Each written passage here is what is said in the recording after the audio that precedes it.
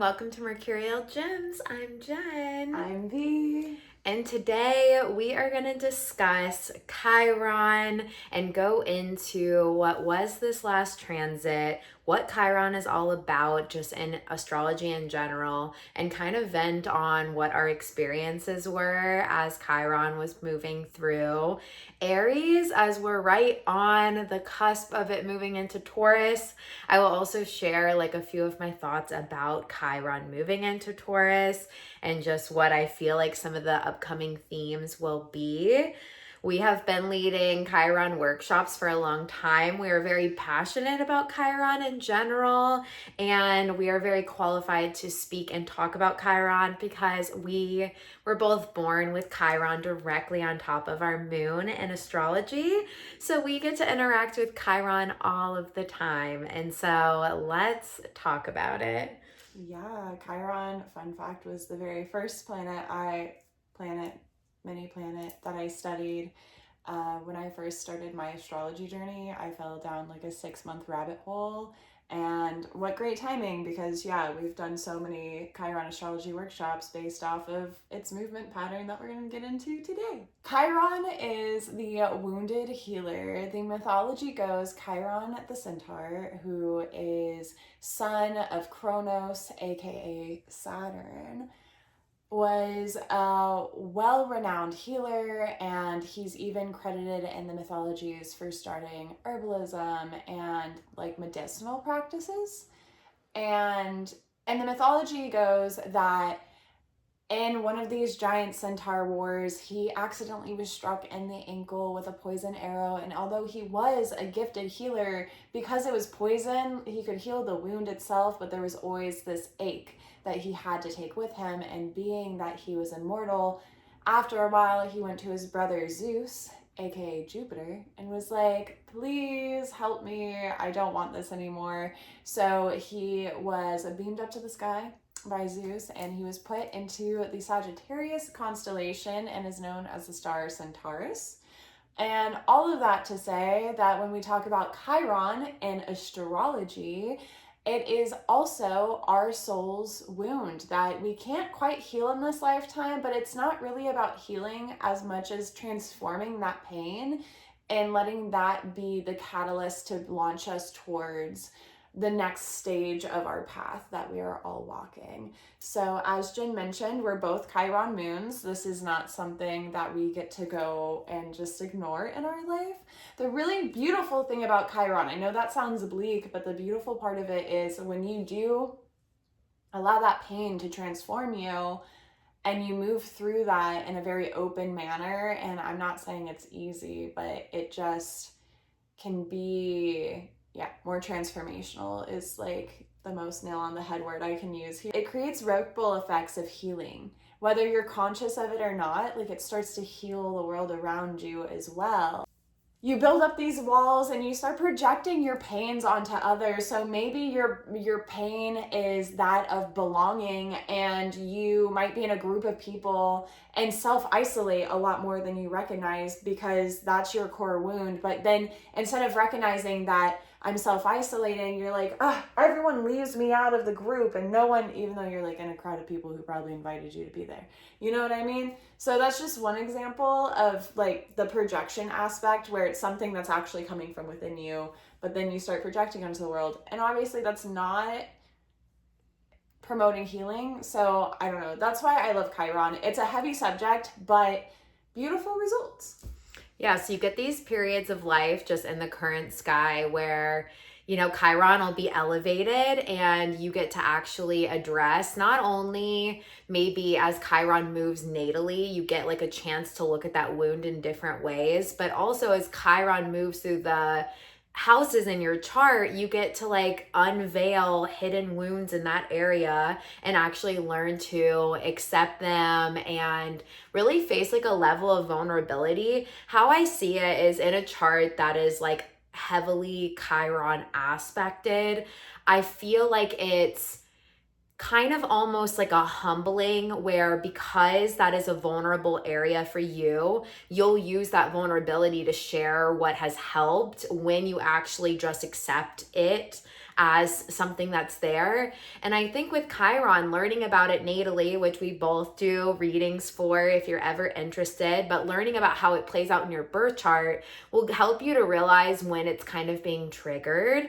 And also just like understanding that it's not something you heal and erase. It is just going to be a vulnerability that is always there. And then you just have to kind of learn how to put words to it, to advertise for it almost, and say like, ooh, yeah, this spot is sensitive to me, and just like know how to make it kind of part of what you do, because trying to like isolate around it or pretend it's not existing is just not going to work.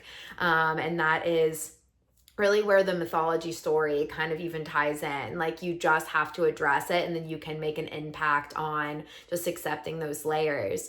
And so it's very fascinating. What we wanted to talk about specifically in this episode is talking about this most recent Chiron transit, which it's been moving through Aries from really directly since February 18th, 2019, but it entered April 17th, 2018 through September 25th, 2018. And then it retrograded back into Pisces for a little bit.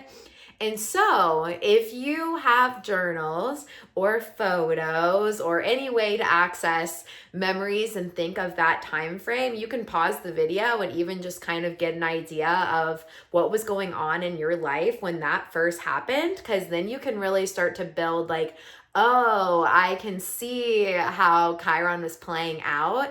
And you want to look at where Aries is in your chart wheel. So if you want to pull up your birth chart and see where Aries was, that's where it's slowly been moving. And if you've had personal planets in Aries, you've probably gotten a little extra sprinkle of navigating sides of that planetary energy to help really level it up.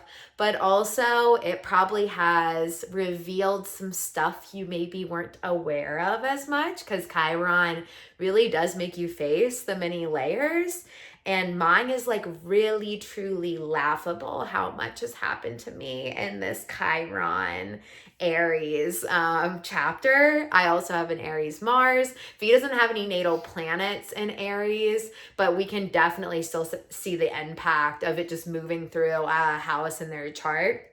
And so yeah, let's go over kind of how those two combined energies play out, and then we can give you some personal examples. And so Aries is really the archetype of initiation of self, initiation of willpower. It's really looking into your passions, your fire, like moving towards what you want unapologetically. And one of Aries' strengths is that it just goes into action and doesn't really second guess like what it was feeling. There's obviously always impulsive layers to be worked through with Aries energy, because sometimes it can be so reactive that it can also trigger a lot of pain. I would say anger issues and some of the rage side, and really bulldozing over other people and not being good listener is kind of some of Aries' shadows. And so we've definitely had to look at the full range of shadows and strengths within the sign. And so I think there's been a lot of tests for all of us since this, especially direct since 2019, on how do we assert our will? How do we go after what we want? What do we actually want? Like, separate to what we were taught to want, what do we want? And then probably a lot of how we navigate those things and do it in a way that is more balanced. And I would say that probably the full spectrum of tests have probably revealed itself within this transit for everybody. And transformational, ever changing, ever changing. yes. And Chiron definitely adds just like a vulnerability to that area and makes you see maybe where you don't do some of those things or where you overdo some of those things. And when you do under or overdo those things, do you make it other people's problem? Do you have self-acceptance for these things? Like, Whew. And if we look at what has happened in the world since 2018, not that there It's hasn't been lots of other astrology entanglements, but oh my gosh, has the world really shifted and people like really demanding space for some of their things that they are passionate about, want, and need. I think, like, we were even discussing this really recent about how, I think a lot of people like came out and started speaking about mhm. things that were kind of hidden and like, no, this is what I like. We see a huge revolution and a lot of the pride LGBTQ community coming out like a lot louder and prouder in the 2018 stint. We've also seen a lot of really, really selfish dictators get some audacity that has also been really, really loud. And so I can see the full spectrum of people embracing passions a lot louder than they were. I've heard so many more people go entrepreneurial since the Mhm. pandemic, like, which entrepreneurial and Aries just feel like very connected to me because Aries does not do good being bossed around.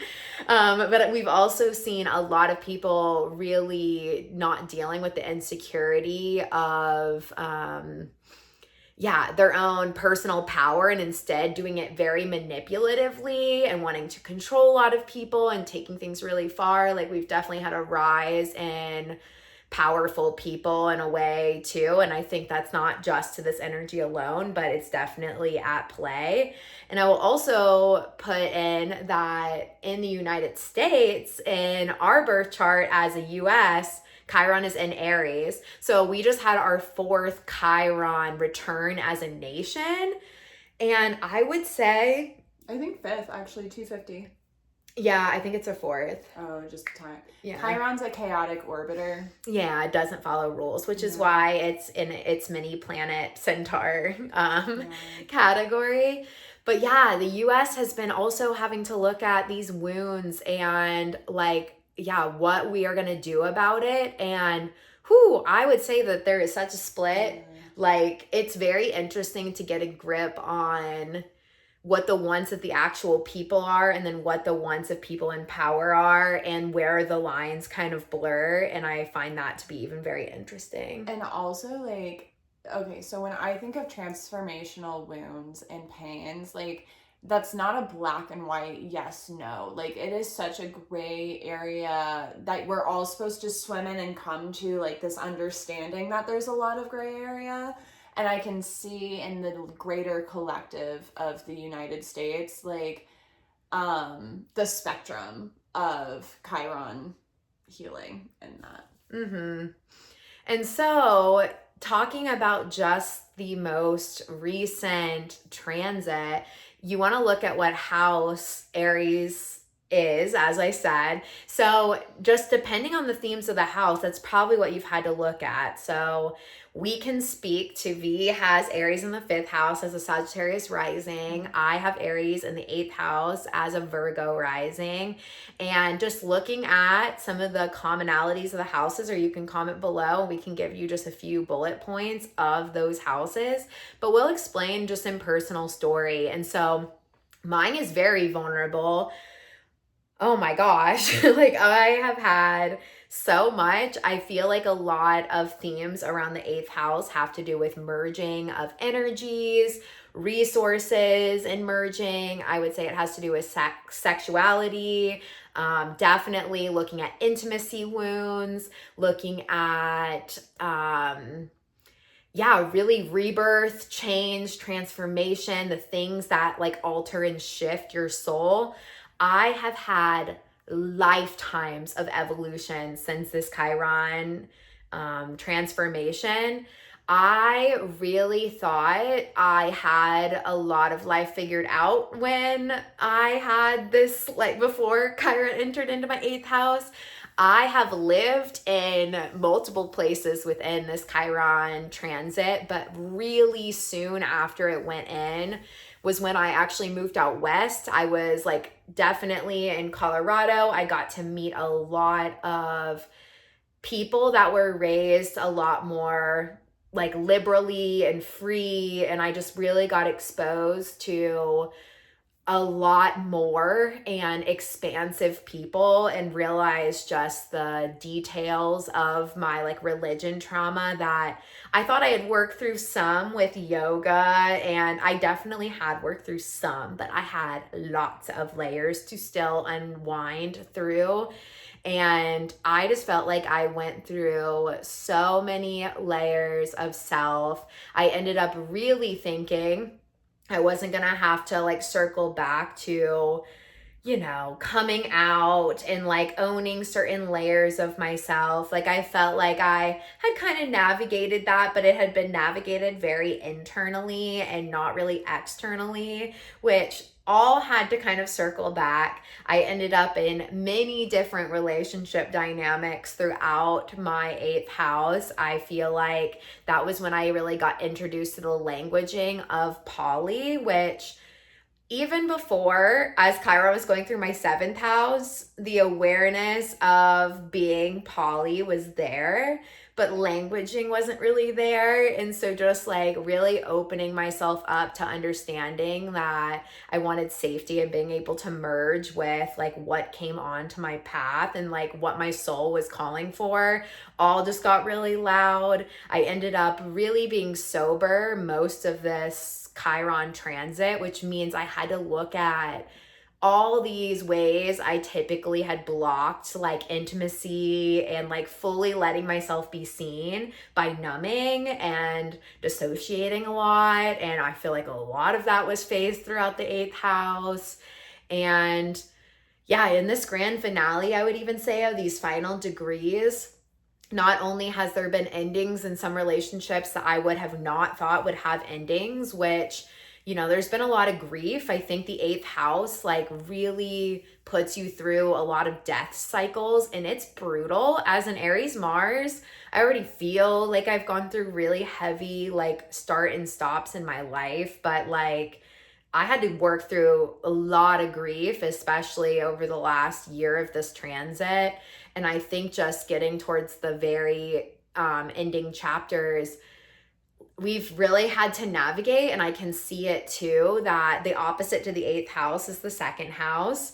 And I have had to just let my values be this anchor on what to merge my energy with, primarily because I love merging energy with things. My Aries Mars will merge with everything and have an amazing time at first, but then holding my values and making sure I don't like waste so much time, energy, and effort has been a huge part of Chiron. And I think I've had to manage a lot of things with grace on like watching impulsive urges, making sure I stay and see every single thing like through in a real integrity sort of way. And oh my goodness, definitely had to really double down on, no, this is just right to me. It might not make sense to so many people, but it feels right to me.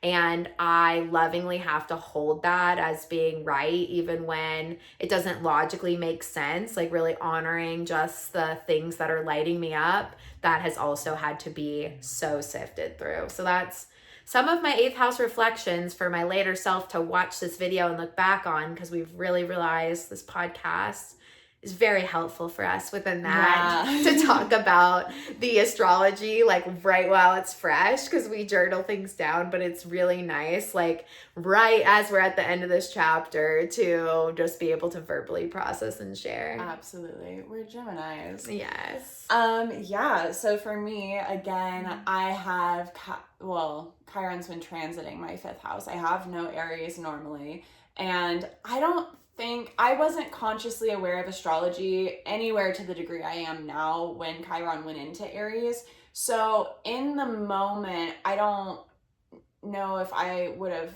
like realized like, oh, that's Aries energy. But since we also have Neptune and Saturn in Aries now, after February of the time of recording this, like I was consciously aware of that shift of having two more planets in a place I don't normally have planets. And thinking back on it, I can remember energetically, specifically the day it entered Aries for the first time, I had my first bout of mania.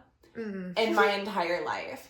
And I also, the fifth house, the house of pleasure, hobbies, romance, and even like children. Yeah. And I would say inner child too, right? Yeah. Because that's really important as well. And I started feeding my inner child a little bit more. It was really interesting, actually, because the 29th degree of Chiron in Pisces, which would be my fourth house of family, I had my first like, whoa, traumatic death, where it was like, wow, we're mortal. Like, this isn't just like, I don't know, like, it just hit different. Which made you start going after what you wanted, right? Yeah, it literally, I shifted my whole, at that point I was doing kind of things the way people told me I should do, because like, I don't know, I have plenty of time to figure it all out. And then that happened at the 29th degree. And so come April of that year, I was like, I'm gonna be, I didn't want to be an influencer, but I was like, I'm going to take social media seriously. Like, I was a cosplay hobbyist at that time, and a hobbyist at most.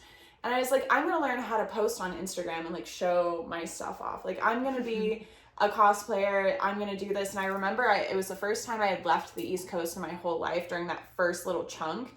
And I remember I drove all the way to California, and I had a book about like how to effectively post on Instagram and like build a following. Like, that was my first book. And here I am at the end, and I'm actually a social media manager, as like some of my normal people things I do. I'm also, here we are on our YouTube channel. You definitely had the come out too of like owning a lot more identity. Yeah. The summer that it had its first stint, the first 2018, we were talking about it this morning, was 2018 for me and my side of the internet. Like, it's a thing, look it up if you're not in queer culture at the time. But like 2018 is where like even having access to poly terms came around, because everyone was talking about this, and it opened so many other doors that it was just like, bam, everyone's talking about what is their sense of self. Which Aries just blurts it out. So, there's no more, like, I remember being in California, and this is just a couple months into the first little stint, and I was standing on a hill, and I was like, like 40 people are just trying to take pictures, and I'm like, I'm gay! I love that. But yeah, so it was just like so interesting, because it was a seed into the becoming of just owning my creativity, because I had kind of just merged with what everyone else wanted me to be, and I was on the performance art track my whole high school. And then as I turned into an adult, I was like, oh, gotta do what I should. Chiron Aries came around, and I was like, no, I'm really bad at doing what I should do this. Like, I know it doesn't make sense, but I'm gonna do it. And now, being on the other side of that, like, I've definitely had some trial and error. Like, I remember there was a point where I had so many projects going. Not just projects, like, I had craft bins in my living room. I never used my living room as a living room. I always had a like craft table and just bins on the side as storage, and it was sorted through like 80 different hobbies. And I did do all of those 80 hobbies just in succession. Nothing ever stuck for 6 months, but I would come back to it. Like, it would be in the cycle, which also feels very Aries, like the launch, but not necessarily the follow through to hold on to it. I got a lot better with that over time, though, and understanding like moderation and all that. I ended up becoming a semi-professional cosplayer, but then the pandemic happened, and that really shifted some stuff for me. And so I didn't want to cosplay anymore, but I've learned to like still harness my creativity in other ways. I think when I was a cosplayer, it was easier to hoard so much because I was making costumes every month. But then when it turned into like, okay, no, I'm actually gonna like go into my more like spiritual side and heal some of that inner child, honestly. Like, it shifted into inner child healing probably about halfway through. And that's so what I tell people in chart readings with the fifth house too, that like if you are taking on like crafts and hobbies, like there can be an alchemy there, but you also can be pleasure seeking so loudly because you are actually not feeding like the truest form of your inner child. Absolutely. And so it becomes kind of manic of like, I have to have like fun, and it's like in a way that's not yeah, coming from like a stability within. At another point in time, Jen was not with me, but that is exactly what was happening. Yeah. I also had to find sobriety during this time. I'm pretty sure, correct me if I'm wrong, but Pisces and Aries are like the highest chances of addiction, right? I mean, yeah, I would say it's pretty there. up there. Yeah. I definitely started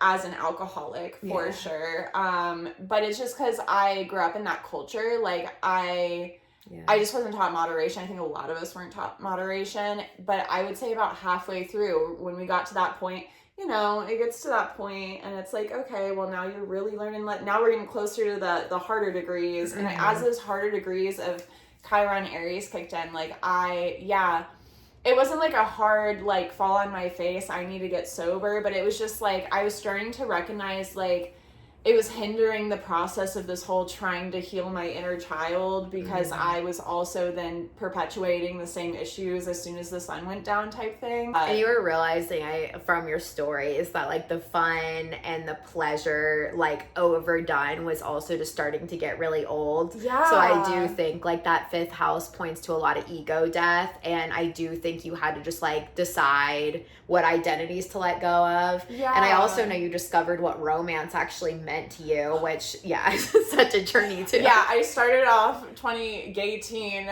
like screaming off of the top of the mountain. I actually yelled I'm Omni, the whole thing, Pride Month, hello. But I at some point was like, maybe I'm just ace, because I did marry a man. And then it turns out that wasn't true. I'm gay. So hi, I'm very queer. I'm not a boy or a girl, so like queer, but like Chiron does what it does. But like women, you know? Fifth and the eighth house, like what a time to like figure out your stuff. Like, woo. Oh man, mine came through inner child healing, less death, but it's so interesting to like really sit and chew. I feel like I was processing so many other thoughts while you were talking. So as I'm editing and playback, as you say things, I know they're gonna click in my brain again. But I think the biggest takeaway for like this whole thing in the fifth house for me is I have very much so healed my inner child. Inner teen, sorry, you're definitely gonna need more time. But inner child like has the best life. Like we have an awesomely cosmic pink room. I get to work. Work doesn't even feel like work, but I work with the love of my life all the time. I get to have sleepovers every night. What's like my life is also kind of curating sleepovers, like the retreats we do. I don't know. It feels like the highest expression of my Which you went through some low lows to get to those high highs though. And at the 29th degree. And it's been ever changing, like transformational. Like part of it, the very beginning transformation was, I guess since you asked me, I'm not straight. And then like that evolved into like, well, I guess on my end, I guess we should be poly because I'm not straight, but like, I don't know, like you're fine. Not just anyone watching this, that is not a proper response to someone you are in a serious relationship with. And if that's how you feel, I do suggest maybe doing some reflection. We'll make a video in the future. Transformational growth. That's what we're talking about. But yeah.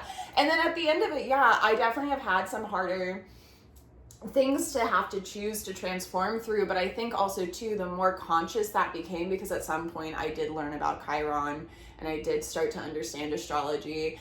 And the more awareness I had towards it, I was like, oh, okay, all right, this is a test. It may not be what I want to do, but I don't want to repeat the karmic cycle either. And then after you get through that, like, again, it's that ripple, seeing that healing ripple around is just so beautiful. It's hard to say no to it. Yeah. And I would say, like, we always are doing astrology lookouts for our close people. And I think the big takeaway I've observed in a lot of the people in my life through that Aries area of their life, like we all really know what we want. We might not, at least in my little orbit, I think I really see clarity for a lot of my people of being like really like stronger in their knowing, but I think definitely knowing how to execute that is not necessarily the easiest, but I do think we've gotten really clear on what our hell yeses are, and really clear on what our hell no's are. And I do think that is wisdom of Chiron, is having to, you know, think you know what you want, experience it, and then realize like, oh, I actually didn't want that as much as I was like thinking I wanted it. Back to the drawing board. Yeah, and another really funny one I just thought of, I started TikTok when Chiron went into Aries. That's when I had done a little social media work, but it was when it went into Chiron Aries permanently that I got on TikTok seriously. R.I.P. And yeah, we just lost that too. Yeah. Ever changing.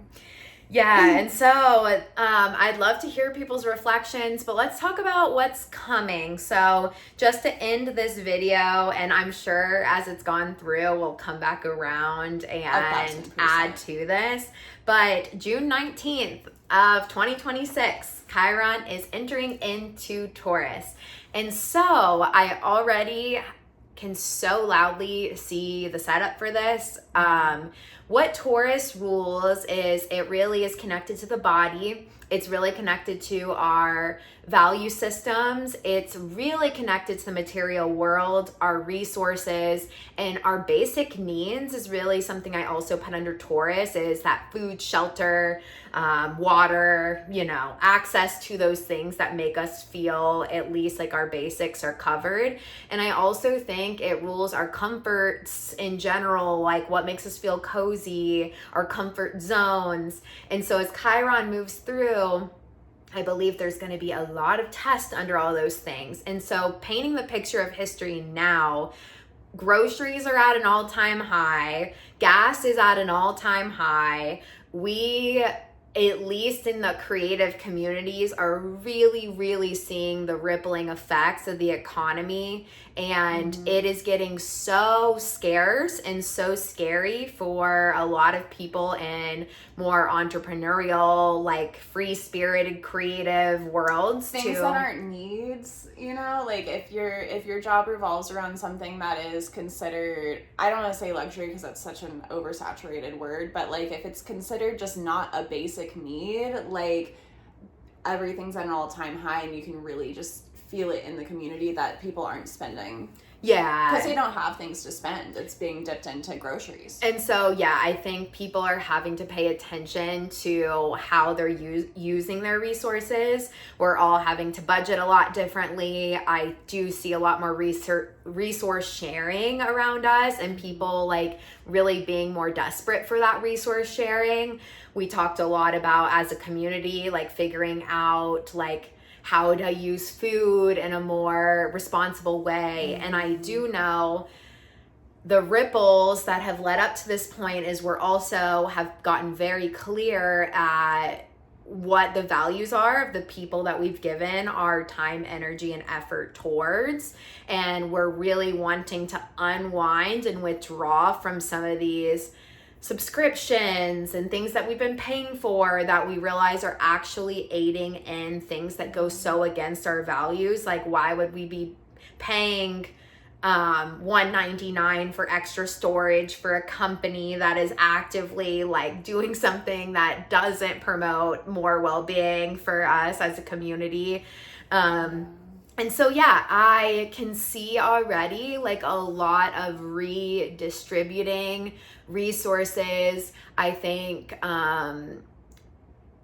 what my hope is as Chiron moves through Taurus, we'll be so much more intentional about exploiting our earth and overtaking and really using resources really carelessly, and realize that if we're going to take care of the earth and our own physical bodies, we need to be really smart about what we're ingesting and, intertwining stuff with. Taurus is really connected to food. Yeah. Like, I've never seen a Taurus not eat. Honestly, just a good person, keep around. And if you've just been carelessly giving money to those things, like there might be a shift in what that looks like. Like our food quality is going down so significantly. Yeah. I'm hoping I I already feel like it's kind of happened, but I do think we're going to have to be a lot more mindful about what they're putting in the food in a whole new way. Well, and this is also why our community has talked about resources so much, because at least in our little town in Asheville, we have so many farmers markets, and knowing what days those farmers markets, what day the farms are open, being able to funnel the money into local resources, because it used to be, oh, that's more expensive than the grocery stores and I can't afford that. Yeah. But at this point, they're the same price. Yeah. So you might as well inconvenience yourself enough to go to 2 or 3 farmers markets to find what you need, and funnel that money into the local community, funnel that money into people who would be giving it back to and cycling it through, versus these billionaires who are just like hoarding. Is like a really good way to battle the fact that the quality of food's going down, because these local farmers, they care about the quality that they're putting out at the stands and stuff. Like, that's their whole livelihood. Whereas like Walmart, it's another dollar. Sorry, it's another $10 actually, because this is ridiculous. I also wanted to throw in here, it's gonna go into Taurus June 19th, so this Friday at the time of recording. It's going to pop out and back into Aries one last final time. So this is a really good time to pause and do reflections. This is why we've been doing all of our workshops around town, is because right now you have the opportunity to reflect on what Chiron and Aries has been for you and really feel it. You also have the opportunity to pay attention to what pops up for you in the next 3 months. What are the louder lessons? Finding where Taurus is in your chart, figuring out what all of these security and comforts that we're talking about and how that might influence specifically whatever house Taurus is in for you. It's going to pop back out in September, and we're going to be right back here. So being aware that that energy is going to shift, and you're going to be like, I thought I was done with this. Lies, but you will be shortly. And then when it goes back into Taurus, you'll just have a greater awareness of what is coming, because it's going to be in Taurus until 2033. So this isn't... and it goes direct in April of 2027. So we'll have a little flash between September 2026 and April 2027 to revisit Aries one more time. So where we are now. And I always see it kind of as a time jump. We'll get this little bit of wisdom. We'll jump back in time, and then we get to kind of play it out again. Yeah. And so these time frames become really important on how they're impacting us both in an individual way and in a collective way. Yeah. And I would say, like, really looking at how we can meet breaking out of comfort zones is going to be the first initial thing. And some of those comfort zones are, I always have used this company. I've always gotten my stuff here. I've always ate that food. And like a lot of these things might need to shift, or like maybe you've been moving so quickly with the Aries energy, you haven't actually built up practices for taking care of your body. Like these could be all terms to like turn back and take care of your physical body and meet it with a lot more like love and respect, and break out of some of the comfort zones and habits that might feel like they're giving you pleasure in the immediate moment, but are having way worse long-term impact. Because Taurus and its alchemy knows how to build on something slowly but efficiently so that it builds a better structure, system, and matters over time. Yeah. So if you want a sneak peek into what the Chiron lessons are going to be until 2023, pay attention from June till September of 2026. If you feel like there's a lot happening as far as the Aries portion of your life right now, and maybe there's some stuff that you resisted expanding into and transforming through, take note of that, because you get one last chance from September till April. So you get one more 6-month spurt. And the thing is you don't have to pay attention, but the universe will remind you that you did or didn't do the work. And even if you did do the work, it is the ever transformational wound. So there might be another layer that you think, oh, I've healed this, and here's a really nitpicky portion of that healing that you did that like maybe we could have done better. That will come back around too. So, and I'm not saying that to like scare you. I'm just saying it to be like, put it in your awareness, because yeah, it's just a heavy time in history right now. Like, we talk about all of the astrology all the time. We've had some big major planets move. So we're done with major planets doing this hippity hop back and forth, but we're still settling into this new cycle of energy that we're going to be sitting with for several years. And on top of that, Chiron is now doing the jump rope. So it's just, there's a lot going on. And I think it's worth documenting just for your own sanity, because so much happens in a day that it's really easy to think you're going to remember 3 months from now. But then it's also very easy to be 3 months from now and go, wait, what was that? Like, I remember talking about that, but I don't remember what I said. Happens all the time. Yeah, so we'd love to hear from you. If you have questions, definitely let us know. We both have astrology readings. You can learn more about that below. And we will see you in our next episode. Thanks for being here. Bye.